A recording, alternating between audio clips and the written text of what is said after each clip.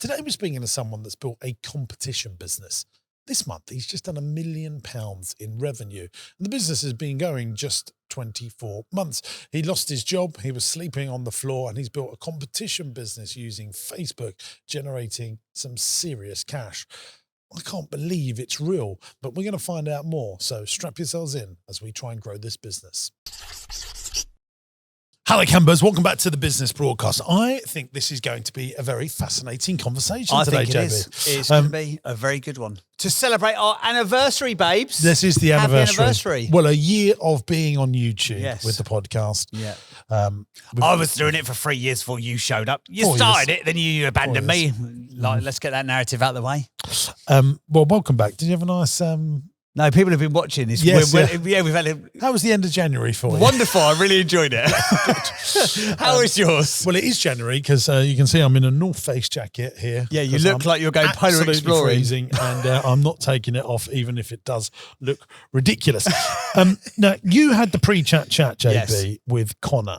I did. Just tickle our taste buds. So this is where he was when he applied about 5 months ago. Because there's a big waiting list to be on this podcast now. Big in the game. So he applied about 5 months ago, and he'd been going just under 2 years. He's still been going just under 2 years. That much has stayed the same. His estimated monthly revenue at that point in time was £75,000 to £100,000 a month.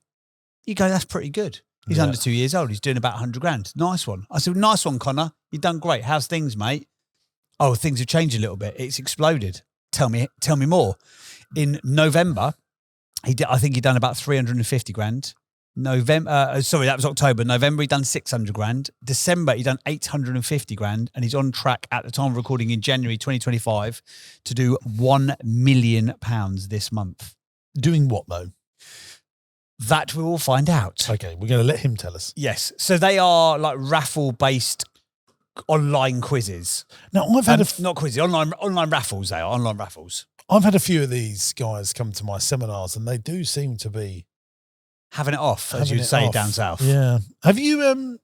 Where's he based? I don't know. Down south, I reckon. What? Because you can tell by his lingo. Yeah. Is he making money? Do you think, or just turning money? What, £1 million with 2 staff, and it's all remote? I think he's keeping. But I don't know how much do you do on prizes. You know, is there a lot of marketing spend to get customers? Well, this was the interesting thing, right? So I said, what's the thing that's blown it up? You know me, I'm like a sniffer dog for success. Do you like that? The success sniffer dog. Why do we not have a podcast pet? That would help on YouTube. I said, what's the difference that's made the difference? And he said, a Facebook group. I went, a group? And he said, yes. He's now got 60,000. It's a strong start to the day.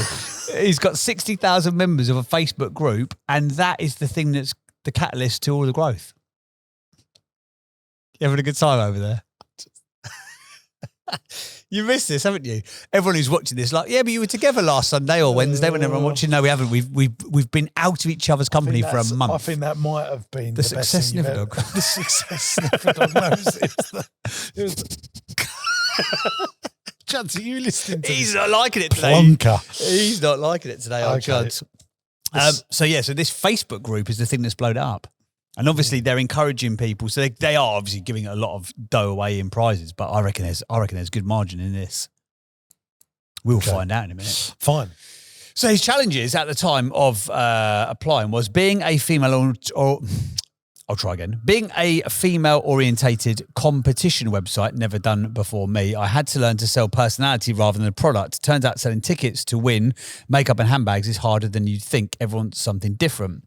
Challenge number 2. So I wonder if they're actually starting off, if the competition is mainly cosmetic goods. I reckon there's got to be good margin in this. I know what you're saying at home. You're going, well, just ask that guy the flipping question. No. We're building up the tension. That's what they like on YouTube and on podcasts. Second biggest challenge, not being supported by the banks, marketing providers, payment processors, as we're a niche high-risk industry. We're not gambling, but we're closely related. Now, this is one of the things he did say, that the biggest challenge he wants to sell at some point, but it's a really weird space, this. Banks don't like it. Just lots of it sits in that weird like hybrid.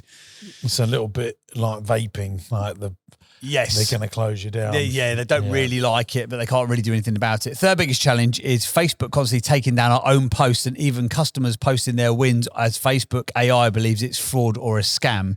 Many company pages and groups have been shut down because of this. And as we rely on Facebook for most of our sales, that's a scary place to be. That is a very scary place to be, isn't it? You are effectively building your house in somebody else's sandbox, aren't you? Which is a very scary thing to do. I knew that this space, you didn't pay VAT on your sales, which made it very attractive because it's gambling. There's no VAT on gambling. Is there not? No. But this is not gambling. So I wonder if there's VAT on this. Well, because competitions, I think, are in the same. Oh, well, they categorise as the same thing. Yeah. Okay, interesting. I mean, I could be wrong on there. I'm going to be asking those questions. In 1 year's time, so he's got some challenges. Obviously, that is scary, isn't it? If you think that all of your revenue or majority of your revenue comes from one platform and they don't really like what you do and they can shut you down at any given second. Where does he want to be in 1 year's time? In 1 year, he would like to have a commercial rented unit with operational manager that is shadowing me, ready for me to take a back step. A couple of full-time staff sorting out instant win payments and ordering prizes. A couple of self-employed staff managing our socials and turning over 200 to 300 grand monthly. Well, he's why do they want a commercial unit? I don't know. We'll find, probably because he's listened to you. And you always bang on about you've got to own a thing that you operate out of. Yeah, but especially if you're doing £1 million, it must be spinning off some cash. Well, got to put it somewhere, haven't you? Then he said, we always ask people, what does the business look like? When it's finished, he said, it will be a business with 6 to 8 staff members and turning over £5 million a year. At this point, I'd probably look to sell to invest in a safer, more supported business model. Do you make the profit? Here you go. Do you make the profit you want to make? If so, what is it? He says, in terms of margin, yes, we make 30 to 40% profit on sales. Wow. So he's spinning off 300 grand a month profit, 2 staff working remotely. Anyone else fancy a piece of the pie? Yeah, I mean, I don't know. Let's find out because If it sounds too good to be true, it usually is. Well, I think the market. Yeah, let's find out. It's a dodgy. Well, before we do that, of course, I think there's a knock on the door. I think you're right. Hang on. Oh, it's been a while since we've done this. There you go. Interesting quote or fact. Interesting quote or fact. Interesting quote or fact. It's time for the interesting quote or fact of the week. Chuds and I are organising a surprise for that jingle. Really? Yeah, we are. Is it going to be the guy who did the nice version of it? Is he going to turn up live on a piano? No. But there's a little clue. Only people on YouTube will know what that surprise is. Okay. Is it some sort of like video overlay or something like that? There you go. It's a good little Easter egg. A good little Easter egg for the audio people to go and watch on YouTube. Do you know what? I am getting hit up on Insta DMs. To make jingles for people? No, definitely not. No one wants that service. Do you think, I don't know if people will know that is actually your voice? I think they will. No, I don't think they would. What, you don't think anyone's gone, interesting quote or fact? They don't think that's me? No, you don't sound like that, do you? Of course I do. Do you want a cup of tea? Don't do that. That is true. I'm getting hit up every other day now with people going, here's a fact for you. Here's a fact for you. Here's one you could beat Jimbo with. People love a fact or a quote. You never liked this section. I didn't like this section. No, it's part of their commandments. It is part of their commandments. Go on then, what are you going to go? I want to talk about a guy that is in the news all the time. Who do you think it is? James Sinclair. No. If you live in Essex. No. I mean, internationally in the news. I reckon he's one of the most talked about people in the world right now, and it's not Donald Trump. Oh, it's got to be his new chief of efficiencies. It is indeed. Mr. Musk. So I done some digging on him recently. I mean, we all know the man has done more than most. I think that's fair to say. I've just got so many interesting facts about him. I just don't know which one to say. He was born in South Africa, so he can never be president. Because that's what a lot of people are going, he's lining up to be president, but the Constitution doesn't allow him to be. He can work in government. Like Arnie could never be president, but you can be a governor. Right. How's Dwayne The Rock Johnson going to do it then? Because everyone reckons that he's lining up for the next run, don't they? But he's from Hawaii, isn't he? Which is an American state. That's how that's going to work out then. Fine. But I thought this was interesting. Elon Musk started his first business at the age of 12. Correct. Oh, really? Yeah. Correct. When he sold software he created to Blaster, whatever they are, to the computer magazine publisher PC and Office Technology for $500. I mean, that is so cool, isn't it? How 12 much? years old. Yeah, to get $500 for something you created at 12 years old. 30 odd years ago as well. So that's probably like it's a couple of £1,000 now, isn't it? From a 12-year-old. That's quite impressive. It just sets you up to go, right, I've got to do the next deal. Yeah. That's like ingrained. Yeah. Very interesting. What's yours? I am going to go for a quote. I can't claim it as my own because it was someone on Instagram who, Luke de Castellian, I think it's just a cool name, make it so easy to win that it actually becomes hard to lose. Oh. Could you give us a scenario? Make it so, no, I can't. Just ruminate on that. Make it so easy to win, it becomes hard to lose. So for example, like with your fitness journey, if you train so hard, training 4 days a week, you're seeing your PT, you're eating well, you can't really lose the game of health because you're working so hard that you can't lose. It's actually difficult for you to lose. So I just thought about something there that I think if you buy, I mean, I'm very active in business acquisitions at the moment. It seems like it. I saw you on New Year's Day. I thought, I bet he's having a nice day off. Nope. No. He's outside Coots Bank. No, I wasn't. I was in Marleybone. Have you ever been at Marleybone? Yeah. It's well fancy, isn't it? Who came up with that idea? You know you're in That's a nice... behind Selfridges. Yes. And it feels like you're in a quaint English village. It's beautiful, isn't it? Oh, what a place. And expensive. When the local high street convenience store is a Waitrose, you know you're in the right gaff. What a place. And it's just beautiful there. But I did look at buying a couple of things up in that area, which I think is going to come off. Up in that area? Yeah. Really? Oh, yeah. I mean, look at me. I am Marleybone. Yeah, you're part of that word. I sound like a Marleybone. Yeah. Chelsea love me. Of course they do. I'm trying to think, is there a soft play centre in Marylebone? No, don't ask me any more questions. Oh, I could get in trouble. But I read this book called Never Enough recently. It's a really good book, and it came up by accident. So I finished an audiobook. Can't remember what that was. I was on a big journey up to Yorkshire recently to look at a business to buy in Yorkshire. So brilliant time for an audiobook, and it finished, and then a new one just started. I didn't even know Audible did this, but they give you the first 10 minutes or whatever it is. Okay, yeah. So I was like, this is actually a good book. This guy went from barista to billionaire, and he actually created Slack and sold it too soon. Oh, wow. And have you heard of Dribble? Chaz, have you heard of Dribble?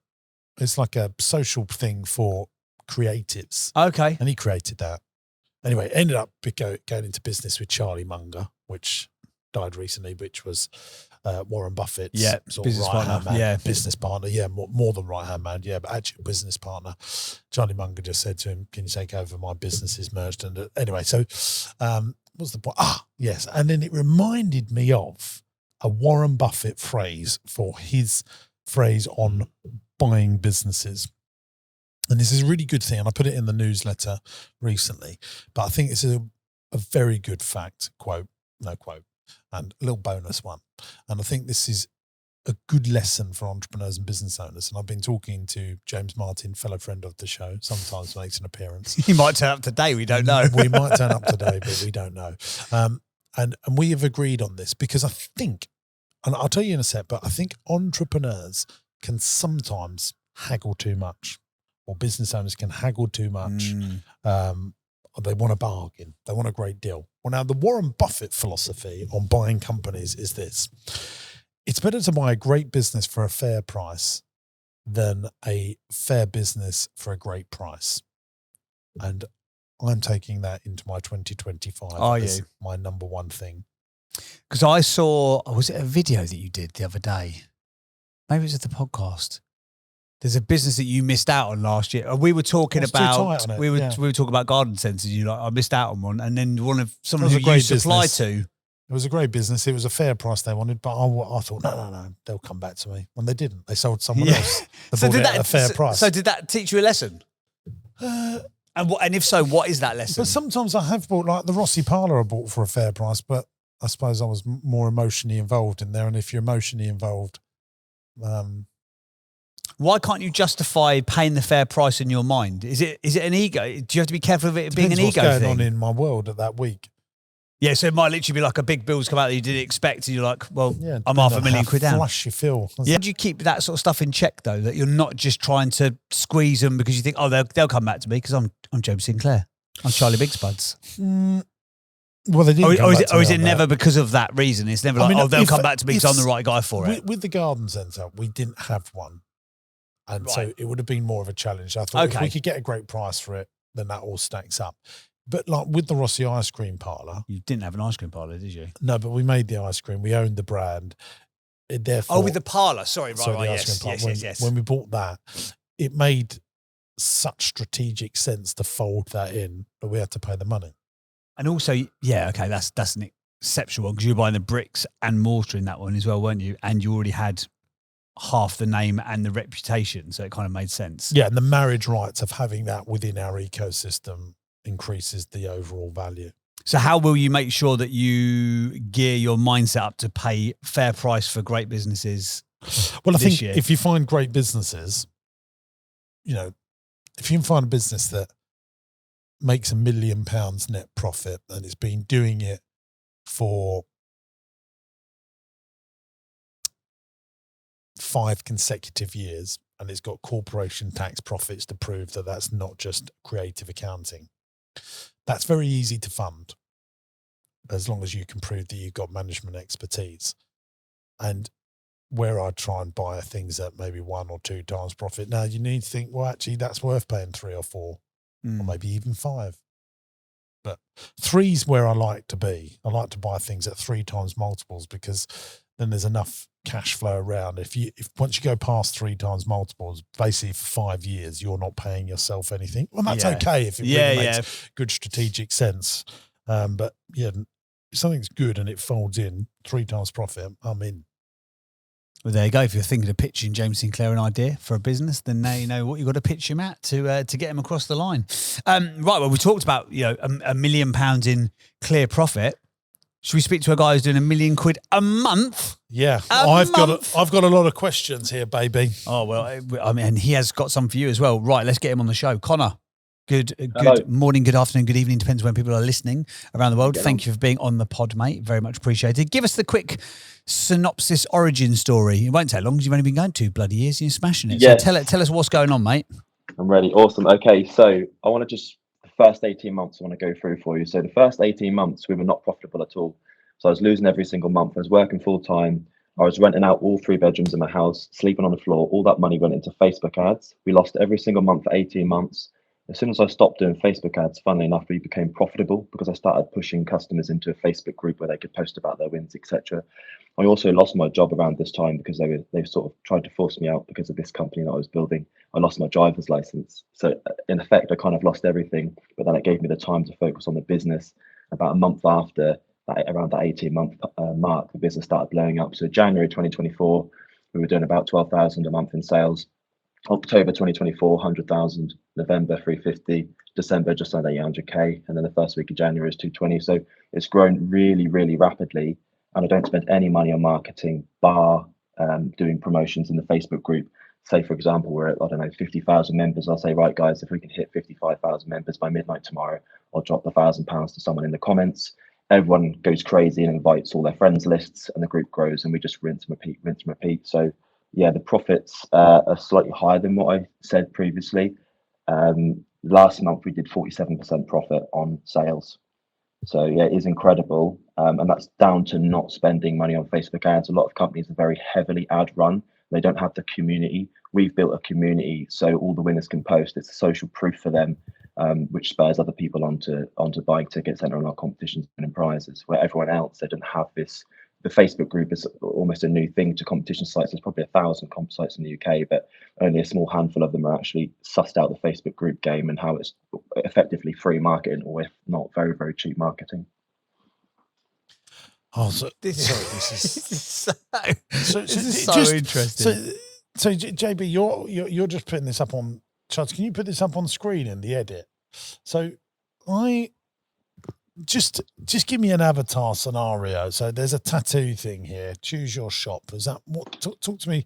So I buy tickets for these prize draws. So let's look at like Casino High Roller, for example. So it's £3.50 for an entry, or you can get 5 entries for £3 each. And there's 5 lots of £1,000 prizes. There's 20 lots of 250. There's 50 lots of 100, and there's 100 prizes at £50. Yeah. So there's there's 2 types of competitions. 10K spending that. Yeah, so you've got your normal competitions. Let's just say a Dyson Airwrap, for example. You might have a Dyson Airwrap for £479. You do £800 or £900 in markup, and then you'd buy tickets. We didn't used to sell out, so we draw regardless at like 30% sold and make a loss. We did that for 18 months. Now, for the last 2 months, we've sold out nearly every single competition. So that's a normal competition. You buy tickets, you wait for a live draw. We do the numbers on a Google number generator. So tickets 1 to 800, you spin it, you land on ticket 350. Whoever's got ticket 350 is the winner. Great. Instant wins are a new thing to the industry. They're about two odd years old now. So that's where you can buy a ticket, and a bit like a scratch card, you can win instantly. So we might have 100 numbers or 1,000 numbers attached to an instant win. Could be £1,000, could be £50, could be Amazon voucher, AirPods, something like this. They win that prize instantly. We send it over to them, and then they've still got their ticket numbers for the live draw, like it was on the original standalone prize. So instant wins are what's boomed the industry, because it's very hard to make profit on just normal competitions, especially if they're not selling out. Yeah. When you say industry, what is the industry called? I'd say online prize competitions. There's 3 types of prize competition websites, but online prize competitions is the industry. Where do you live, mate? Where are you based in? Norwich. I'm based in Norwich, not far from you. And what about regulation around the government? Yeah, so there's new regulations coming in, which everyone's a bit wary of. They're going to most probably pin us more closer to gambling, so we'll have more stricter rules. Probably, financial checks on customers and things like this, maybe a license put in place. So everyone's trying to grow as fast as possible, because all the little guys are probably going to get bumped off. And we've turned from a little guy to a big guy in 1 year type thing. So hopefully we'll be able to get some software and whatever we need and a team in place to be able to implement the new changes that the government are going to bring on. What's the difference between you and gambling, or are you? So gambling, we basically offer a free entry route. So any of our competitions you can enter for free via post. That's what it is. Some people can do a skill-based question. Although we have questions on our website, it's not skill-based, so we wouldn't be able to pass. There's different types of competition sites. One is you have to have a free entry route. One is a skill-based, where you need a very hard question, and that's arguable if it's skill-based or not. Don't have a free entry route. And one is like a certain percentage goes to charity. So most people will go for the free entry route. So you just have to have the option, and then people can enter by post. They have to be able to enter the site. Like if you could buy a maximum of 1,000 tickets on a £3 competition, you could have 1,000 tickets via postal entry route. But you'd have to write out 1,000 entries one by one on a postcard or a letter, and then send that in. And how many postal entries do you get? A fair amount. To be honest, we haven't had any recently in the last few weeks. Touch wood, I don't want to say that and then have to process 1,000 postal entries. But it all depends on the pricing of the competitions. If you're going to do a £10 ticket, someone's going to rinse you with postal entries. If you're going to do a 99p ticket, it's almost not worth it, right? But then that is where it gets a bit funny with the law. If people start doing 5p competitions, you could run into being an illegal lottery, because the free entry route is not then really free, because it costs more than it would to enter. So it's very grey. It's very, very grey. And this is where the legislation is coming out to pinpoint exactly what we can and what we can't do. So we're just waiting for that to come now. So, when like Good Morning Britain or The X Factor or Britain's Got Talent have this win a car and £250,000 worth of cash? Yeah. Is that what you're doing in a smaller way? Yeah, I guess so. Yeah, ours is just online. Like you say, there's different types. You've got radio stations doing it, TV, your little ads where you can call up and win something. It's effectively the same thing. I think theirs is like a free. I don't know how they work, to be honest, because when you call up, it costs you a fee, doesn't it? But, yeah, they make the money on the phone call, don't they? It's like £2.50 plus your standard charge similar. or whatever. Yeah, I'd say that's a similar industry. Yeah, very similar. So people buy the raffle tickets off of you. Yeah. I'm so. I mean, I get it, but I mean I can't believe that. How do you? So I get, like, if ITV are doing it, there's back of mind trust, isn't there? That there's a big TV company behind this. So that's why it's so difficult in the beginning to get people to trust you, I suppose, is it? Yeah, it is. Yeah, we used to do winners photos. So when we don't really do too much prizes now, because we haven't got time, because we're constantly paying out cash from 7 a.m. till midnight every day. But when we did prizes, we'd get the winners to take photos, and we'd have like a winners page on our website, and you'd see all the photos, what they won, their name, etc. But we use our Facebook group as social proof. So all the winners on Facebook, you can just check them out, look at their profiles, see that they're real people. So that's where we've boomed, is because of the social proof on Facebook to show that we're legit. So if you bring in £1 million worth of cash a month, is there a law about how much you have to give away? No. I mean, if your margins are terrible, someone's just going to go to the next best competitor. So if you did, like, I don't know, if you gave away £100, and I've seen this, if you give away £100 and you mark it up to £1,000 in ticket sales, no one's going to buy a ticket. You know, it does get competitive. Yeah. And so what is the thing that people like the most? Cash or prizes? It is cash. People do cars knowing that people will take the cash alternative. 90% or more of people take the cash alternative, but the car is a sexy sell. It's a sexy lure on an advert. If you're just holding a suitcase full of cash, believe it or not, it's not as sexy as a brand new BMW or a McLaren or whatever. That's the selling point. And then they'll give like a lesser cash alternative. If it's a £100,000 car, they might do a 70 or 80,000 pounds cash alternative. And then they'd also pocket the difference if they take the cash and then sell back the car to whoever they bought it from. They might have a deal with a dealer or something like that to sell it back to them for a bit less.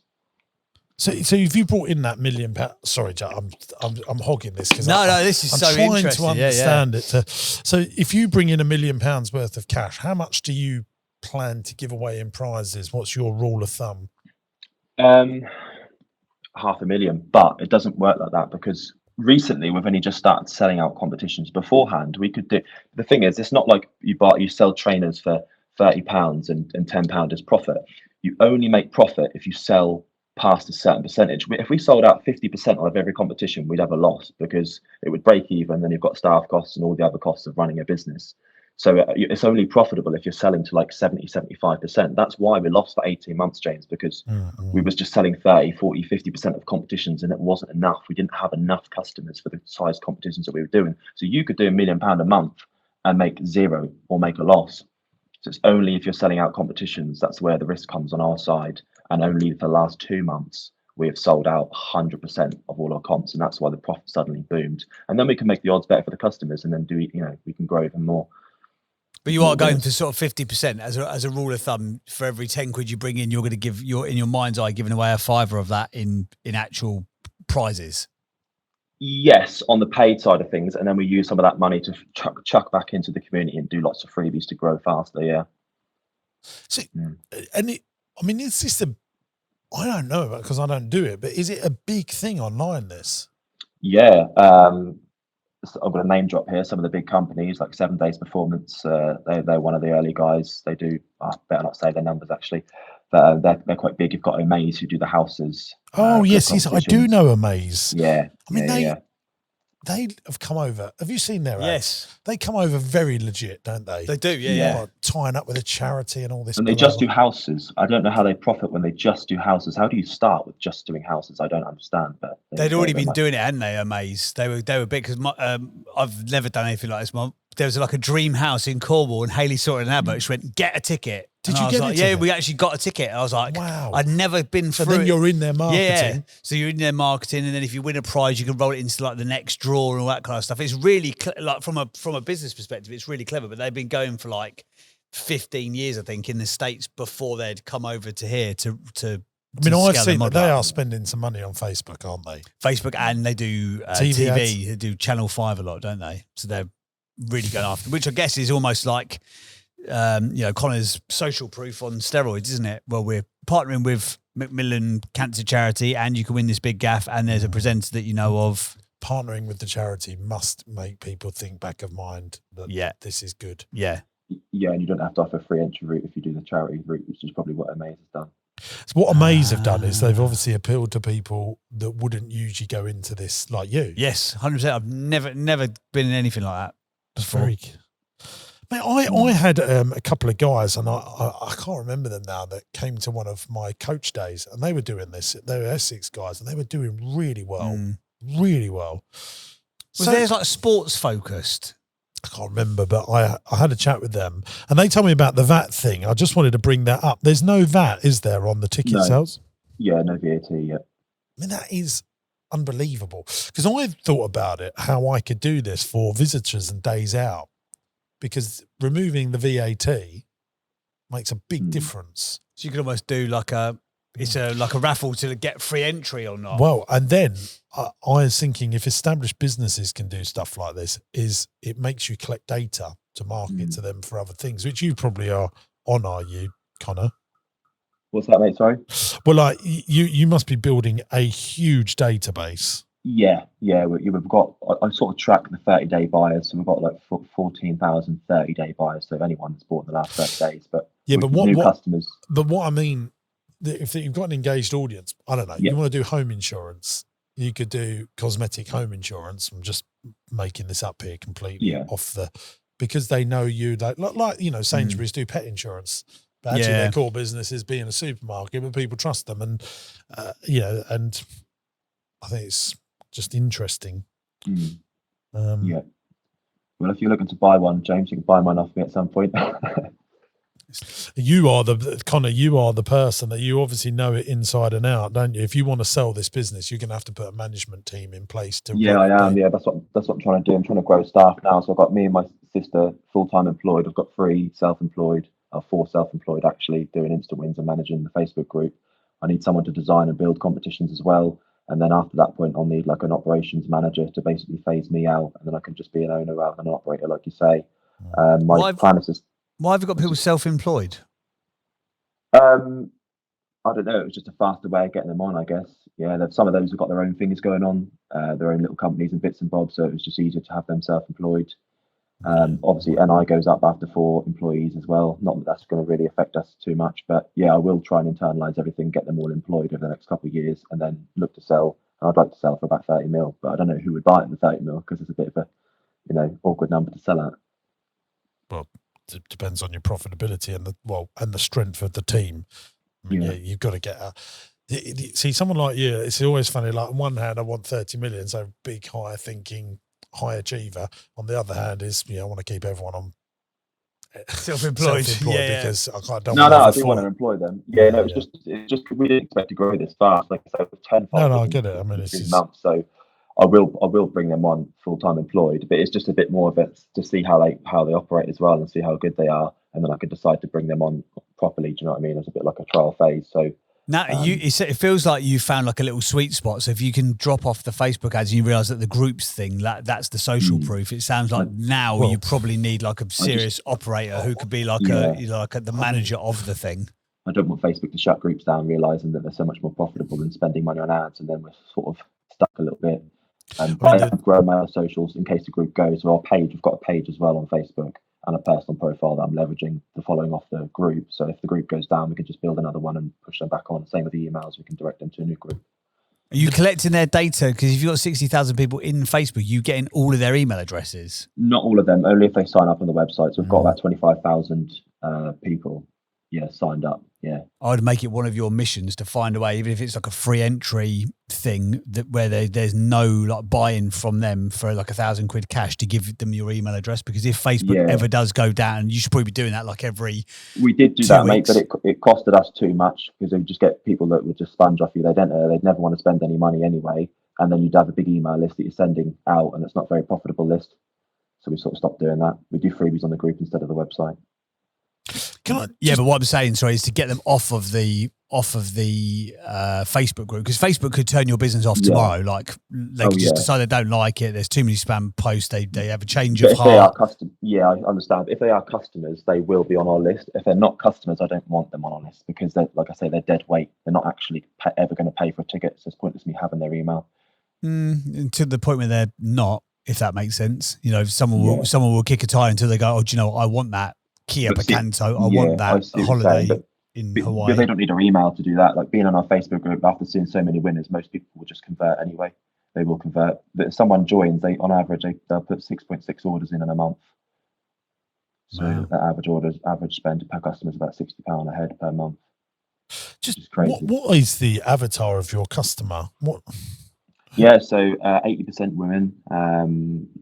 All ages, to be honest. The biggest age group is mine, 25 to 34, and then it staggers off either end. But I'd say people with kids, at home, single mums, that kind of stuff. Because I'm a bit of a flirty personality on our Facebook group, that's what has been bringing people in. At the start, I was trying to be too professional, too corporate, and then I just dropped it all after 18 months. And I started taking the piss a bit, being a bit more personal, a bit more flirty, having a laugh, and that just engaged the audience a lot more. And then we've just grown and grown from there. Sex sells, baby. There you go. There you go. What about like doing it on TikTok? Have you tried that? I have tried TikTok. TikTok just bans you very fast for like gambling and fraud and stuff like that. And the ads on TikTok, if they take like 50% of your money and then 50% goes on ads in such a way. Could you do it on YouTube? YouTube ads, or I do have a YouTube channel. Yeah, I mean like YouTube lives and stuff. Is that? Yeah, we do. We do lives on YouTube, Facebook, Instagram. I also do public videos, more so in the summer, where I'll go around with a box full of cash and say, "Oh, who wants to buy this mystery box for £1? I want to give away cars for free in the city. Give away gold bars, all that sort of stuff." I run around trying to hand people gold bars, and they don't take it, and I just put that in the group, put that on YouTube. Some of those do quite well, but we'll do a lot more of that next summer, or this summer even. Sorry. Yeah, so I'll try and grow those. Okay, so what can I do to help you? Buy it. Buy it, mate. Yeah, buy it off me, mate. Not really I don't know. I mean, because we're not really supported by people, I'm probably going to want to buy some kind of stability, like you've mentioned, commercial property and things with just cash, not mortgaged. Would that be worth still doing? Just buying into commercial property for, a bit of passive income and a nest egg? I think you want some leverage. What if you've got £1 million? Even if you did 50% loan to value, and you go to a very safe bank like Handels Banking. What you're going to struggle with, and you need to professionalize the business, is because banks like to know source of funds, and you do want to use some of their money. Why not? Because you can make a lot more. And if you've never done commercial property before, what's quite good about using a bank, even just a little bit, is they will do a lot of natural due diligence for you. Okay. Because if they're going to say, even at 50% loan to value, yeah, I'll go in with you to buy that. If they say no, then you're not. There's a reason why. There's a reason why. Exactly. They're going to send out a surveyor. They're going to check it. They're very good at having as a little secret negotiation tool. Because if you just go up and say, I'll buy your commercial property all with my own cash, that can be a problem. Well, let's say the banks are hard, but I'm trying to get on to corporate banking. I've got a meeting with someone from Lloyd's this month. And so a lot of them, they want like 6.5 million turnover minimum. So I think once you are paying, look, one of the big pieces of advice that I've got is pay some corporation tax. It professionalizes your business. Banks can see that you've paid some corp tax. File good accounts, keep good cash balances. Once you've done a full year and you've got that over the line, email into Tracy, my PA, who probably put this together for you, or Stevie, and I'll introduce you to some people. Oh, brilliant. Yeah, I really appreciate that. Yeah. Nice one. Yeah. This is an amazing business. Amazing. Thank you. I'm flabbergasted at working it all out. I'll tell you what, I'm afraid I need to go and have a wee. Wow, okay. Just got to say, go for it, mate. Yeah, JB, I think I've been holding it in because I drove in here. And then I mean, this is just too much information. Too much information. As a payoff for the viewer, though, could you, instead of walking to the loo, could you just go on could you push yourself on your chair? Push yourself on your chair, though. No, I've got no time. Right, well, fantastic. Well, if people want to get involved in one of these cosmetic competitions, mate, where can they go and find out? Should they join the Facebook group, go to the website? Where's the best place to send people? Yeah, you can do Cosmetic Competitions group, type that in on Facebook, or you can just go cosmeticcompetitions.co.uk, and you've got links to all our socials there, Instagram, Facebook, and YouTube. Amazing stuff. Right, we will link to that all in the show notes, and we will wish you well. You've done exceptionally well. Congratulations. It sounds like you just found the formula. Figured it out recently, yeah. Yeah. And I know, like, it's not a 18 months of renting out all your rooms and sleeping on the floor and all those hard yards makes the victory all the sweeter, doesn't it? So congratulations to you, mate, and onwards to much more success. Thank you for being on the pod. Awesome. Thanks, guys. Cheers, nice one. Care. Cheers, Connor. Take care. Bye, mate. There you go. Connor, all the way from Cosmetic Competitions. Right, I enjoyed that. Let's get back to the show and let's find out the 8 traits of the greats as we work out if Connor is an 8 or not so great. And this is the point of the show where the award-winning entrepreneur James Sinclair rates the guests on what he believes to be the 8 traits of great entrepreneurship. He's been around the houses, this fella. He's done a thing or two. He's bought a business or 10 in his time. So he is a man who knows a thing or two. And he could also write down 1 to 8. Is that how you write an 8? Well, it's not usually. Right. He just wants to keep using this flipping pen. Honestly, I bet this pen gets more mentions than a Mike Frackowitz bloody suit in the next 6 months. No. I just can't believe that Apple do this. Look at this, JB. You put it on it. Look, it's charging. Let's charge in. Look at that. Now it's a rubber. Now it's a pen. Yeah. He wants to sell for 30 million quid and he's running it out of his bedroom though. Yeah, but I think it's not about where he is right now. It's starting with the end in mind. No, okay, fine. Yeah. Passionate about his cause. Do you think he's like? I mean, he seems to know the industry quite well, doesn't he? He likes that space. It's not a space I'd want to be in, but untold amounts of resilience when he told us the story that he's got. 18 months of dragging your heels to get there. Good on him, yeah. Innovate or don't evaporate. Yeah, I think we can give him that as well. Commercial awareness. I think we can give him that. He knew his numbers and stuff, didn't he? Okay. You're not sure? No, fair enough.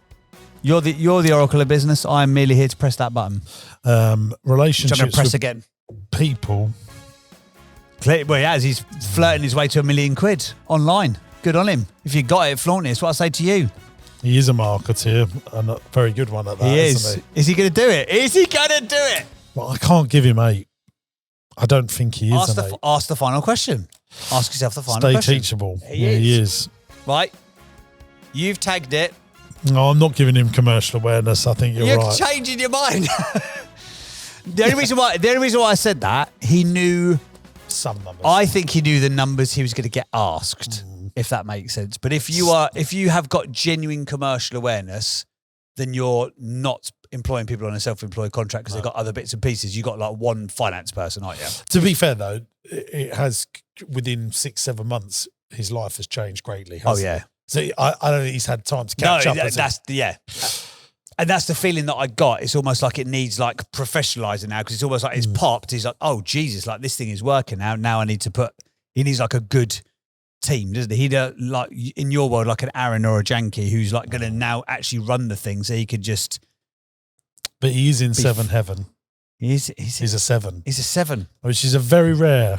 It is rare. It is rare. I think our guests are getting better and better in terms of they know what's going to be asked. How long is it going to be till Elon comes on and goes, I just want to see if I score 8. I just want to see. Do you know, it's a little bit like, you see what people are so much more prepared to go on Dragon's Den now than 20 years ago when it first came out, when they were having hot sweats and stuff. Like they're just getting more and more polished. I think that's what's happening to us. Yeah, I think, Good. You can't deny it, can you? I'm still not sure that if this business has longevity, there's something. Yeah, in this for me, you've got to see it for what it is in cash grab. Yeah, or and stick you it go in stuff like a that's maze safe. and you do it like ITV and you really professionalise. Yes. So that you are. Which, based on the market that he's got and the competitions that he runs, I don't think that would click. So for me, I think it's more of a. It's good that he's getting the advice of people like you who can go like, what am I going to do? Because I think he needs to stash cash somewhere that's going to protect him for the next thing. Because this thing will burn. It's clearly burning very bright, but I think it will burn quite short. Says a man who's never made £1 million in a month. So what the hell do I know? He's a 7 and I would be a 3. So there we go. Right. Before we go, there's another knock at the door. I'm just not sure what to make of it all. I'm not sure. I'm not sure if I believe. I think the kids would say that we're deep in it. Ain't that deep? Are we deep in it? Chuds knows he's down with the kids. You're watching on YouTube. What do you think about it in the comments? I'd like to know. I'd like to read. Because we've only got half hour. I'd love to have a few hours with him and just see if I really understand it and if I think it can really work. And if you're in this industry, in this space, let us know. The fact there's like no regulation around it, you can run it from anywhere. There's no sort of like. But I actually think, although they'll hate it, once it is regulated, that makes it stronger, easier, better, more valuable. Yeah, because it's going to get where he was 3 or 4 months ago. That would have taken him out of the game, wouldn't it? Realistically, if you had to have softwares and regulation, stop every Tom, Dick, and Harry getting involved. Because it's really not. If you're good at Facebook ads, and though he didn't make the Facebook ads work, but if you could get Facebook ads work or TikTok or whatever, or one of those platforms, like anyone could set that up, couldn't they? Like you talk about like the moats around your business. There's no moats there, is there? No.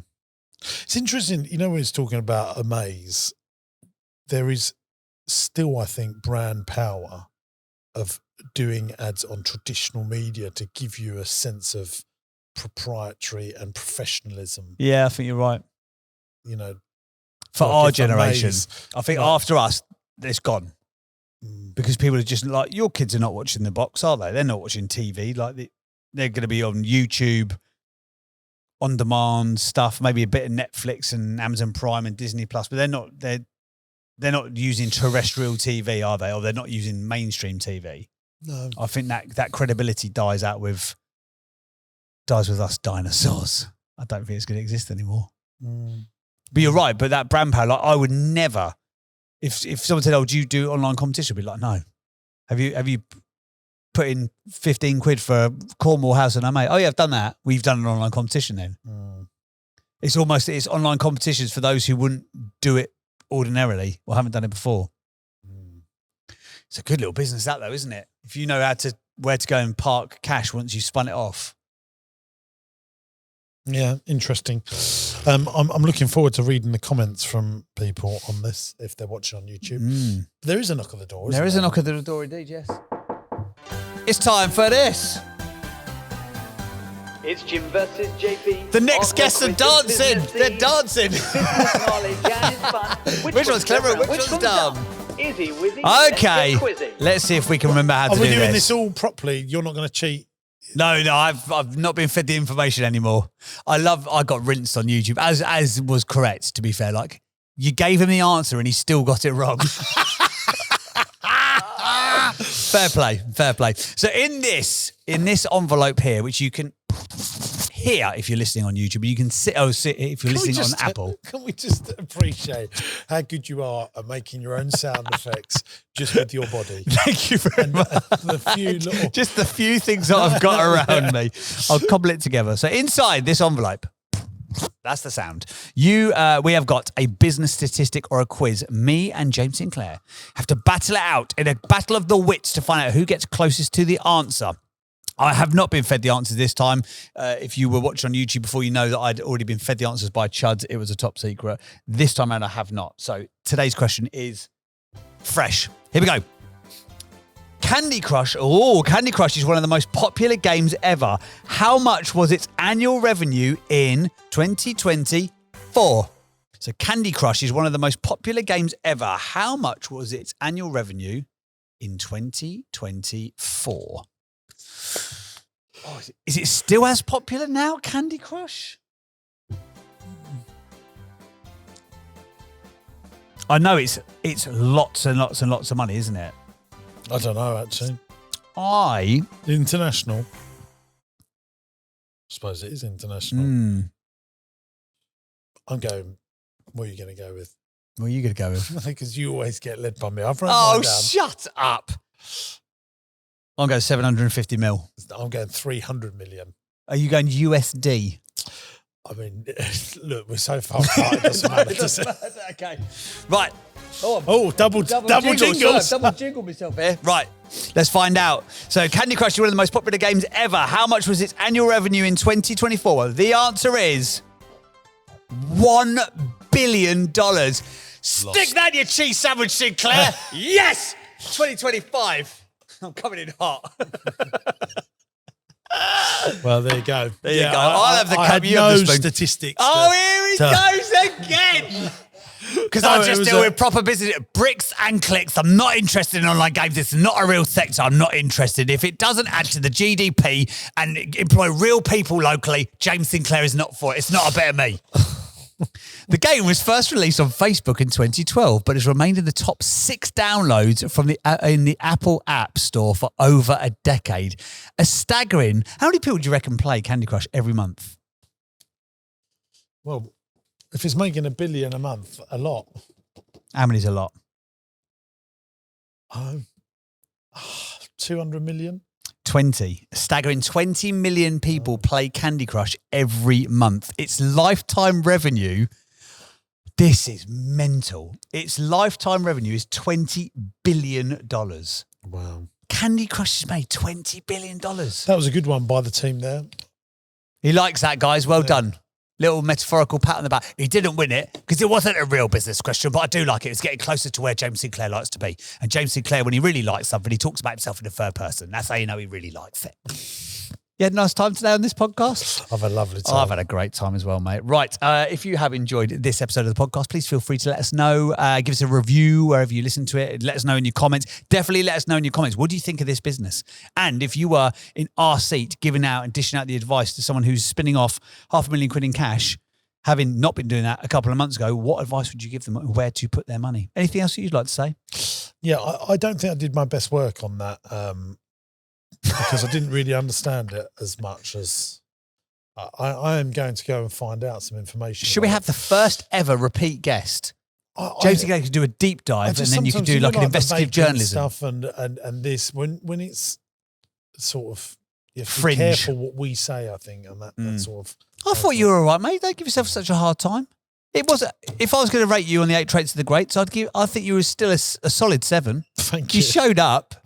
There we you go. showed up. You had a pee in the middle. I mean, it's not been your best work, actually. Now I look back at it. But we've had a good time nonetheless. Right, we'll see you on the next one, gang. Ta-da. Ta-da. Thanks for watching today, gang. I hope you enjoyed the show. Now, look, we're looking for some great businesses to come on the podcast. If you've got challenges, but you're desperate to grow your business and you can't necessarily work out how to do it on your own, you'll be a perfect candidate to come here on the podcast. It's absolutely free to come on the show. Go to my website, jamessinclair.net, and there's a podcast button. Click on the podcast button, fill in the application form, and we'll do our very best to get you on the show and try and grow your business. If you're loving the podcast, make sure you subscribe to the channel by clicking here. And why not give this one a watch? I think you'll like it.